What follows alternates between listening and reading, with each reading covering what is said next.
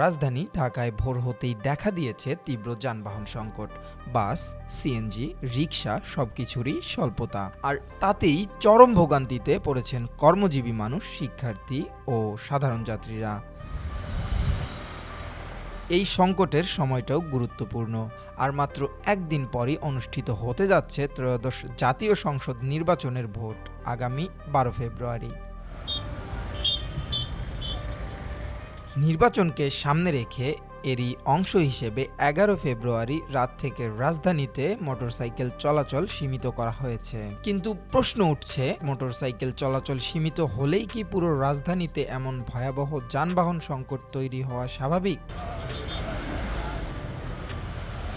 আজ ভোর থেকেই অনেক সড়কে বাসের দেখা মিলছে না, কোথাও আবার ইচ্ছাকৃতভাবে গাড়ি চলাচল কমিয়ে দেওয়ার অভিযোগও শোনা যাচ্ছে। অনেক যাত্রী বলছেন এটি স্বাভাবিক কোনো সংকট নয়, বরং কৃত্রিমভাবে তৈরি করা হয়েছে কিনা তা নিয়ে সন্দেহ রয়েছে। নির্বাচনের আগ মুহূর্তে সাধারণ মানুষের চলাচলে এই ভোগান্তি কার স্বার্থে, সেই প্রশ্ন সামনে আসছে।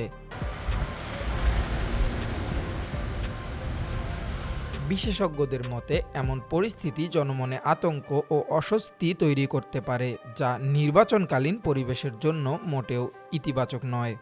এখন দেখার বিষয় সংশ্লিষ্ট কর্তৃপক্ষ দ্রুত ব্যবস্থা নেয় কিনা, নাকি ভোটের আগের দিন রাজধানীবাসীকে এভাবেই ভোগান্তির মধ্যেই দিন পার করতে হয়।